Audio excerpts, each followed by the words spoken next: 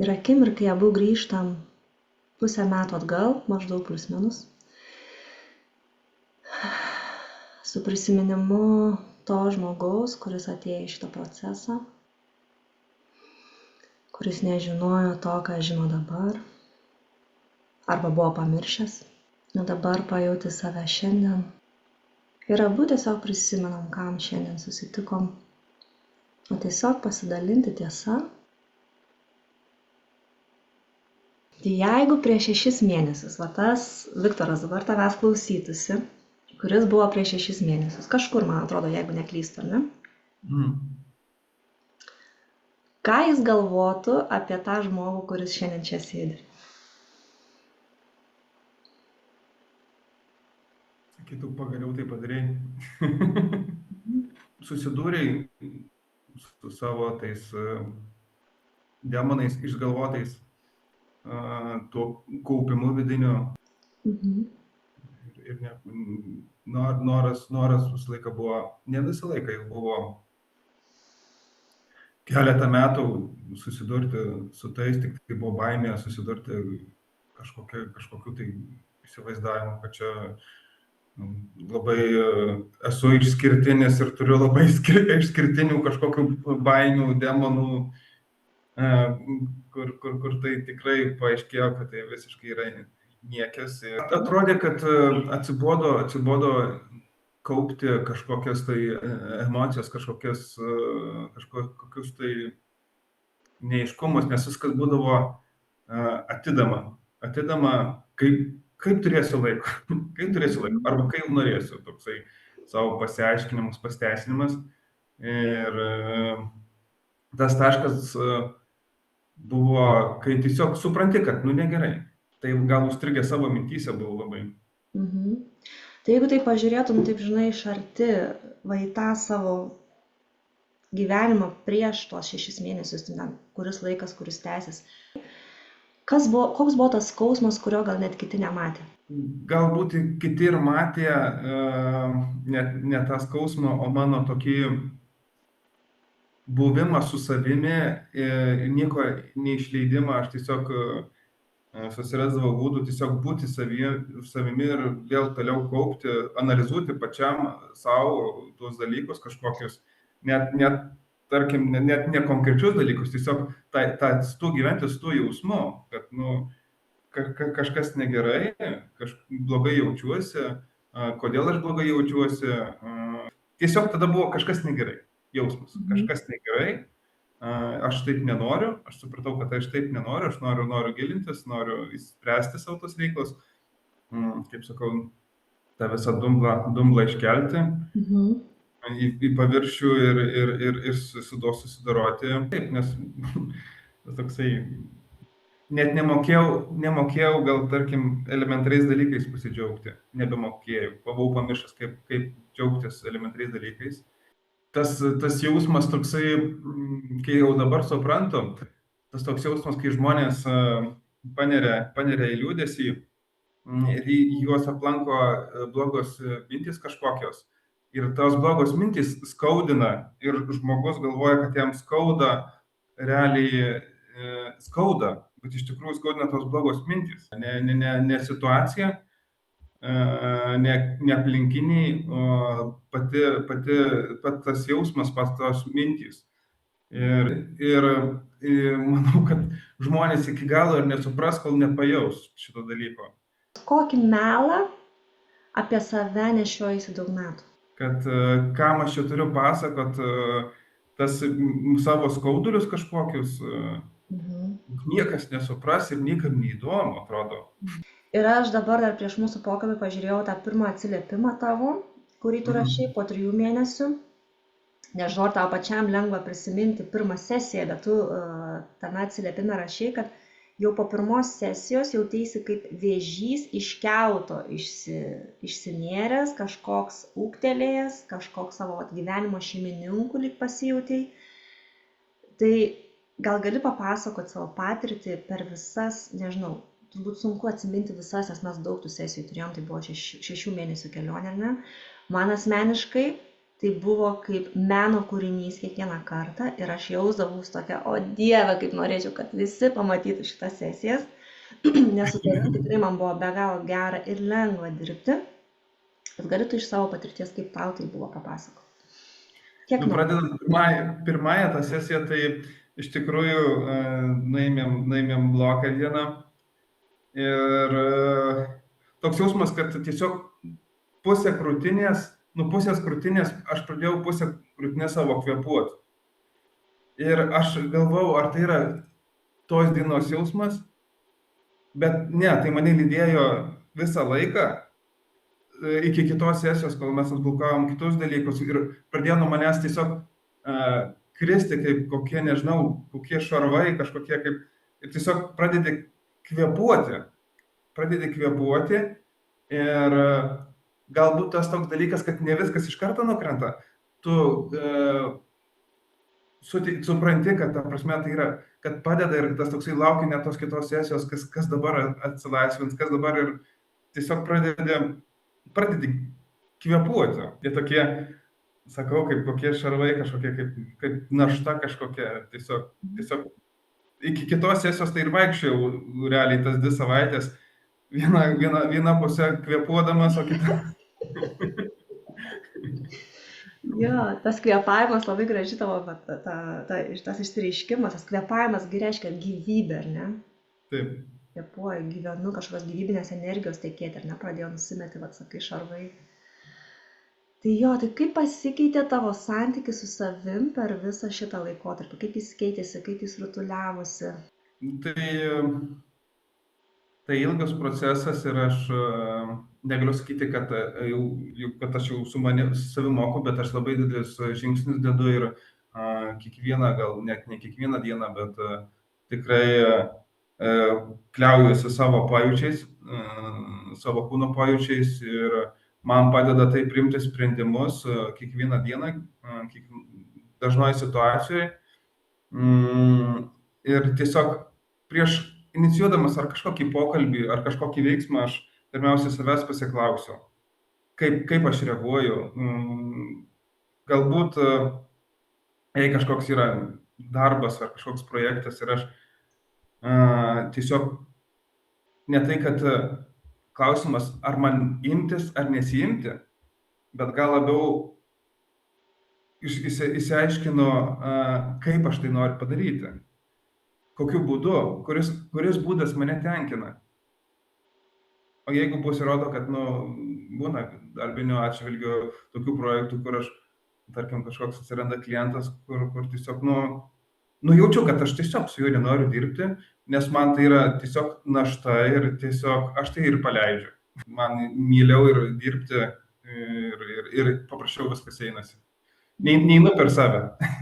Jo, aš girdžiu tokio, kad nebėra tokio labai prisitaikymo. Taip. Kažkokio tai jaučiu, kad ne, bet vis tiek darau, nesgi čia reikia, taigi čia prarasi ar kažkaip, bet tada eini labiau tas aligned action iš tos būsenos, o kai sakai, pasižiūri savo būseną ir tada darai veiksmą iš to, kas tau tiesa. Tai koks pokytis tau pačiam tavyje nustebino tave patį labiausiai, jeigu yra toks, gal nėra tokio, nežinau. Taip yra ir, sakykime, galbūt ta paskutinė mūsų sesija sudėliojo tuos taškus ir tiesiog jaučiu tylą, girdžiu tylą, jaučiu ramybę ir girdžiu tylą savo galvoje. Jo, yra daugiau erdvės, ar ne? Taip, tiesiog dabar mano galvoje taip kaip labai didelė šviesi erdvė,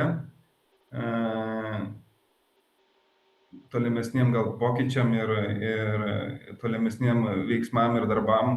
Tai kas gyvenime tapo tau lengviau? Iš to, ką girdžiu, kažkas lengviau tapo, ne, gyvenime? Reaguoti į aplinką, reaguoti į save, į savo mintis, į savo veiksmus. Į viską paprašiau realiai reaguoti pasidarė. Ne tai, kad susinervinu, kad jisai kaip čia su manimi elgėsi, o tai, kad Nu gerai, gal taip ir turi būti, gal aš kažką išmoksiu iš to, kad pasiimsiu. Tiesiog man pasidarė paprasčiau į viską reaguoti. Tai ką aš girdžiu, tai tu tiesiog išmokai labiau atsakyti į situacijas, negu jas reaguoti, taip kad visiškai žmogus niekada niekur nereaguos ir niekas nesutrigerins, yra turbūt iliuzija ir neįmanoma, bet ką aš girdžiu iš tavęs, va pažiūriu, aha, jeigu šitas žmogus kažką pakėlė manyje, nors šiek tiek, tai kažką rodo man apie mane, ar ne, ar apie mano gyvenimą, nebūtinai, kad aš turiu taikstyti su tuo, gal tai rodo, kas man netinka, o gal tai rodo labiau, kad kažkur aš turiu pats pasižiūrėti, va tiesiog tokia iš išminties tokios, ar ne, labiau žiūri į situaciją žmonės. Taip, turbūt tai, žinai, nesibaigiantis žmogaus kelias, kažkokia evoliucija, tai yra nesibaigiantis procesas, bet esmė yra, kad einu į tą evoliuciją, save toliau tyrinėju ne iš to, kad aš kažkoks netinkamas, blogas ir kažkas su manim negerai, aš sudužęs, o iš to, kad man viskas okei, aš pilnas, aš vertas dabar ir tada žiūriu tiesiog, kas dar įmanoma. Taip, nes anksčiau būdavo, ne, tai jie čia blogi, jie čia manęs nesupranta, o dabar tiesiog yra, ką aš iš to išmoksiu. Taip, nes aš atsimenu, dar pirmą mūsų pokalbio metu tu minėjai, kad noriu būti laisvas. Atsimeni? Taip. Tai tikriausiai nesijauti laisvas. Laisvę aš dabar labai jaučiu, dėl to, kad labiausiai apribojau laisvę, tai aš pats savo. Ir kai nustojau riboti, būti laisvam pačiam ir nereaguoti arba reaguoti tinkamai į aplinką, viskas pasikeitė. Taip, čia koks gražus tavo suvokimas, nes dažnai mums atrodo, kad mano laisvę kažkas kitas įtakoja. Vyras, žmona, ten vaikai apriboja namai, spaudžia pinigai kažkokie, suriboja kažkokia valdžia, kažkas, vis man kažkas riboja tą laisvę. Iš tikrųjų, mano paties suvokimas, sprendimai, mano paties perspektyva, iš kurios aš žiūriu, ne? Taip. Jeigu taip trumpai įvardintum, kas tau yra laisvė šiandien? Nepabuvęs, nesužinojęs. Taip. Tai tiesiog yra jausmas su savim. Kaip aš dabar jaučiuosi. Kas man laisvė? Pasikliovimas savim, savo jausmais, savo kūnu. Kūnas iš tikrųjų žino daug dalykų, tiesiog reikia juo pasikliauti. Ir tai tiesiog yra jausmas, ramybė. Sakykime. Kaip tu gražiai pasakei, tas toks, žinai, tai lyg ašies kažkokios turėjimas, ar ne? Taip. Ne kažkas mane kaip marionetę tampo kažkur ir aš lakstau paskui, įtikti, patikti, gal kažkur čia kažkas pasakė, tai teisingai daryti ir bėgu, o tokio savoj tiesoj, savoj ašy. Taip, kitų suformuotas kažkokia tai lietuvių kalbos žodyne terminas yra, kas yra laisvė ir atrodo žmonės nori, palaipsniui ir suprasti, kas yra laisvė pagal savoką. O laisvė žmogui yra individualus labai dalykas. Ir aš tai apibūdinčiau labiau kaip ramybė su savim, buvimas su savim. Sugrįžimas realiai į tuos laikus, kai tu buvai mažas vaikas ir tu žinojai, kas yra laisvė, kas yra meilė, kas yra džiaugsmas. Bet eigoje metų augi ir formuojasi pagal aplinkinių žmonių suvokimą, kas yra dalykai vieni ar kiti, kas yra laisvė, kas yra meilė, kas yra džiaugsmas ir kažkokie atsiranda standartai. Tai kaip tas vėžys, ten tu sakei, arba medkirtys su tais geležiniais drabužiais, ne? Išsilpu iš to, ką man sakė, kas yra tiesa, ar kaip reikia, nusiimu ir leidžiu išsilaisvinti tam, kas visada buvo, kaip vaikystėje, ar ne? Taip, kas buvo pamiršta. Taip.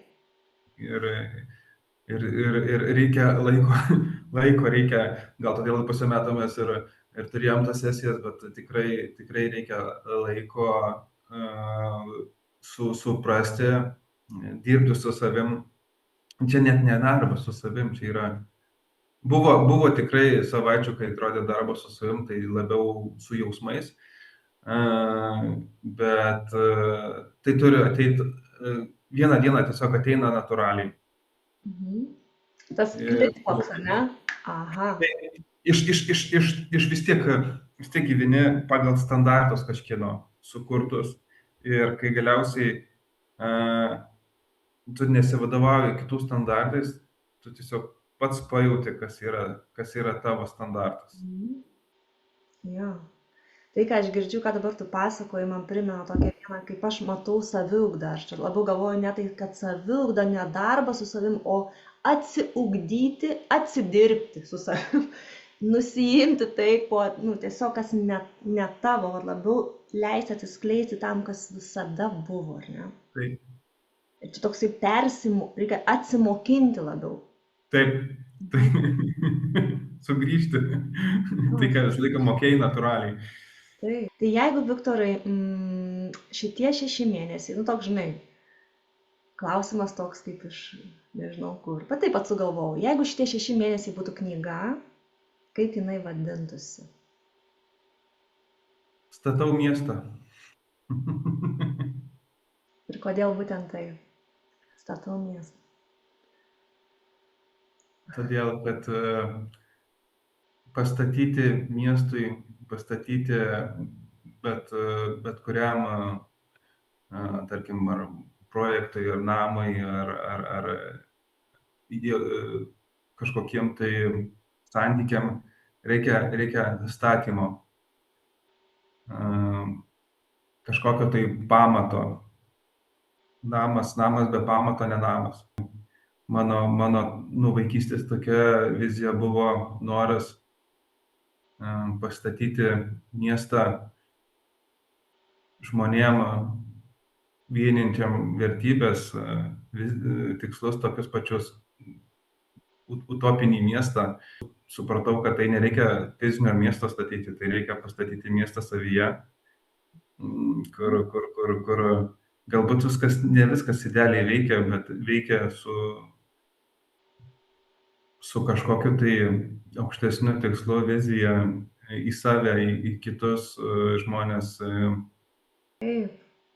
Ir labai dažnai aš žmonėse matau, kad kartais žmonės nori eiti duoti kažką kitiems, ką labai labai nori duoti patys savo. Ir kad ir duodu kitiem, tai yra ne taip, arba duodu ten, kur nereikalinga, arba manęs vis tiek neišpildo, kol nesu davęs to savo pačiam. Statau miestą kaip gražu. Pamatus perstatau iš naujo, ar ne, ant kurių viskas stovi, vertybinis visas stuburas. Taip. Labai gražu. Kas tau, Viktorai, visame tame bendrame procese mūsų kelionės kartu, tai tavo tą statau miestą, ar ne? Kas tau padėjo taip giliai atsiverti? Nes aš jaučiu, kad tu pasitikėjai procesu labai stipriai.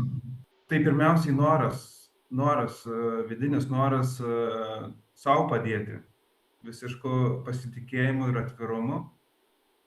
Į tai įėjau. Kam tai daryti, jeigu tu vis tiek kažką laikai savyje? Buvau labiau atviras su aplinkiniais, bet dabar esu atviras su savimi. Taip, ir ką tai keičia, kai esi atviras su savimi? Viską pakeičia. Kiekviena gyvenimo situacija galima tai pritaikyti, nes kažkur ar santykiuose, ar darbiniai veikloje, jeigu tu jautiesi, kad išduodi save, tai tas dalykas ir neveiks.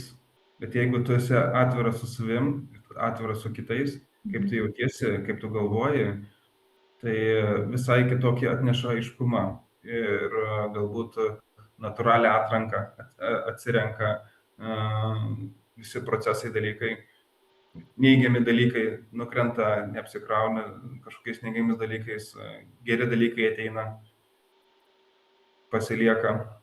Ar yra kažkas, ką gal nepaminėjai, gal ko nepasidalinai, kas tau atrodo svarbu pasakyti apie visą tai, ką tu patyrei, kame buvai, kame esi?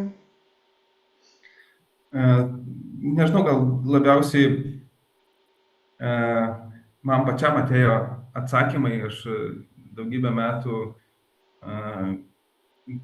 ieškojau kažkokių atsakymų apie man rūpimus dalykus.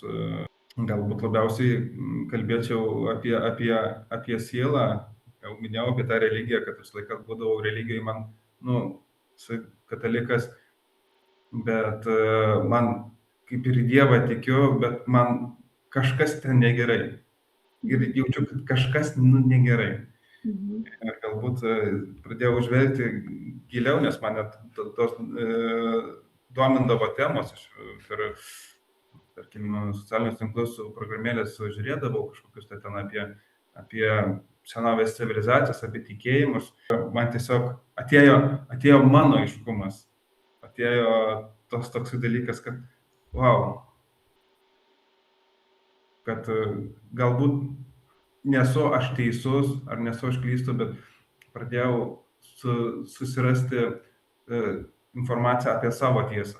Nėra būtinai viena tiesa, tai gali būti ir kitokių tiesų, ir nebūtinai tos tiesos yra tinkamos ar netinkamos, tiesiog pasižiūriu, kas man priimtina kiekvienam gyvenimo etape, kas man priimtina, kur aš noriu eiti, kaip aš noriu tai eiti į tą kelionę. Ką aš girdžiu, pasakyk, jeigu klystu, aš girdžiu, kad tu tiesiog savyje radai pat savo lyderystę. Taip. Ir ne tai, kad man reikia kažkokio patvirtinimo, ar iš žmonių, ar dar kažko, bet tiesiog, kad nieko blogo kitaip galvoti. Tai yra labai sveikintina, ar ne? Reikalinga labai daug drąsos, ką aš tavį tikrai labai švenčiu, sveikinu tą tavo drąsą, kurios reikėjo ir ateiti į šitą procesą, bet ir jame irgi labai buvo tokių kai kurių momentų, žingsnių, kur tu parodai labai daug drąsos. Nuėjai į tamsiausias savo kažkokias vietas, gal net ar ne, kur gyvena daugiausiai laisvės ir gali tada priimti savo tą unikalumą, savo tą ypatingumą, ne dėl to, kad kažkas kiti mažiau ypatingi, bet tiesiog priimant save toks, koks aš esu, savęs paties lyderystę savo, tokį žinojimą, kad mano sprendimai yra nebūtinai visiems priimtini, bet aš žinau, kad tai yra tiesa man. Jo. O tie visi tamsiausios vietos, tai iš tikrųjų, kaip garsiai pasakai, tai netrodo tokios tamsios, kaip galėtų atrodyti. Jo, ten žinai, kad atrodo, kad užpūs liūtas, kažkur iš tamsos prieini, žiūri, ten tas kačiukas toks miau. Atrodė, žinai, kad kažkoks labai didelis baisus dalykas, bet iš tikrųjų. Tiesiog gal tie dalykai, tarkim, kažkokie tamsus, kurie laikiau savyje, man kaip tik stabdė tobulėti kaip žmogui, kaip saviraiškai kažkokiai kūrybai. Ir kai supranti, kad tai yra be reikalo kažkokie slopinti dalykai, kažkokios emocijos ar kažkokie veiksmai, ir tiesiog išsilaisvini ir supranti, kad tai buvo be reikalo. Tai jeigu mus girdi žmogus, kuris yra panašioj situacijai, kurioje tu buvai, ką tu palinkėtum tokiam žmogui? Ką pasakytum? Aš tą žmogų suprantu ir suprantu, kad ne kiekvienas žmogus gali eiti, norėti susidurti su savim, nes tai iš tikrųjų atrodo labai sudėtinga, kad čia mane kažkas pažins kitokį, koks aš nesu. Ne, tu esi toks pats, koks ir buvai ir koks esi. Ir tos mintys tiesiog tave stabdo gyventi, stabdo kiekvienoje gyvenimo situacijoje. Bet kai susipažinti su savimi iš naujo, tai labai išlaisvina iš tikrųjų ir tiesiog pasikeičia radikaliai gyvenimas. Tai nebūtinai sutvarko tavo dabartinę situaciją. Kai save pažįsti, tu gali priimti sprendimus visai iš kitos perspektyvos, su ramybė, su taika ir su ta tyla, sąžiningumu pačiam savo, tiesiog verta prisiminti, koks tu gimėjai, koks atėjai į pasaulį ir turėti savo taisyklės vidinės. Jo, ką aš girdžiu iš tavęs, tai kad tas susitikimas su savim, va tas santykio nekeitimas, o grąžinimas savęs į tą tikrą santykį su savim, realiai grąžina ir visai kitokį santykį su gyvenimu ir jo situacijom. Kad situacijų mūsų gyvenimas visokių atneša, čia faktas, ar ne? Kaip tu sakai, tai neišsprendžia tų kalnelių kažkokių. Bet jeigu aš žiūrėjau iš tokios perspektyvos, ar ne, kažkaip čia matau, kažkaip labai siaurai iš kažkokio vieno taško ir atsiveriu, tokie, į plotmę net, nusiimu tos akinius, arba kitus užsidedu, arba tiesiog nusiimu akinius, tai yra visai kita perspektyva, visai kitaip matau pasaulį ir gyvenimą. Ką ir tu patyrei paskutiniai sesijoje, ne? Dar atsimenu, kad tu sakei, kaip atrodo, net norėčiau, kad visi žmonės prisiliestų prie to, prie ko aš dabar esu. Mes dabar pasakojam apie tai kažkaip, bandom kažkaip perteikti, ar ne? Bet tai, kad tu patiri, tai yra tas meilės laukas, iš kurio realiai viskas keičiasi. Akimirksniu gali keistis, net laiko gali reikėti. Kai kam reikia integruoti, susigulėti, čia savaime, bet tas prisijungimas prie to lauko, aš čia savai žodžiai sakau, ką aš liudijau, ar ne, tavo patyrime. Ten, kur realiai yra tikras resursas kažkokiem sprendimam arba priėmimui. Nes kaip ir Einšteinas turbūt sakė, ar kas sakė, kad iš tos savo mąstymo, kuris sukūrė šitas problemas, tu negali jų išspręsti, nes tai yra tą problemą kuriantis mąstymas. Tai realiai tai yra tos prisijungimas prie visai kito lauko, prie visai kitos būsenos, iš kurios ateina visai kitas resursas, ką toliau daryti su visu tuo, gal net nieko nereikia daryti. Ja. Bet taip, po paskutinės sesijos tai tikrai nesakyčiau, kad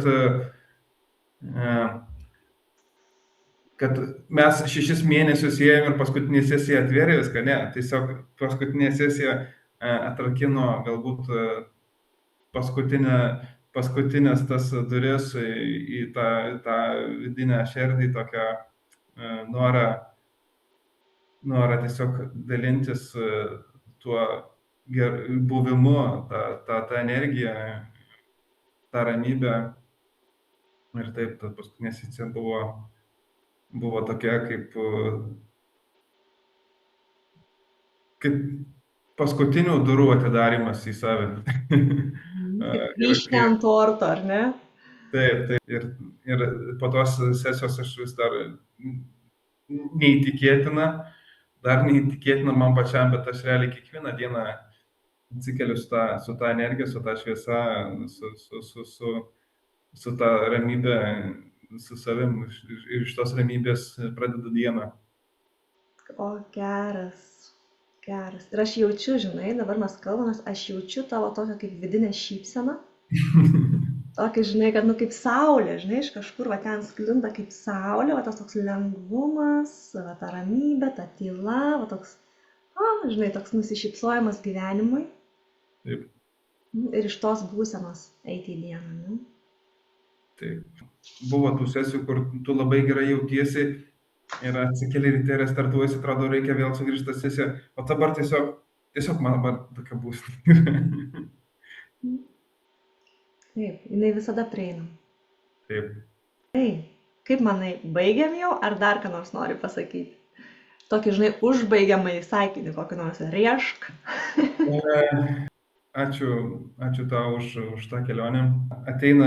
Viskas ateina laiku ir savo vietoj. Pažinti su tavim per žmoną. Ir tiesiog norėčiau, kad žmonės daugiau jaustų savęs, klausytųsi. Ir tikrai labai ačiū, kad parodėjai, kaip reikia eiti. Išmokinai vėl išmoktus dalykus naudoti, kuriuos mokėjau kažkada vaikystėje, kai natūraliai viską jau pradėjau jaustis, kaip iš tikrųjų turiu eiti per gyvenimą, kaip aš turiu elgtis su savim, kaip aš turiu savęs klausyti.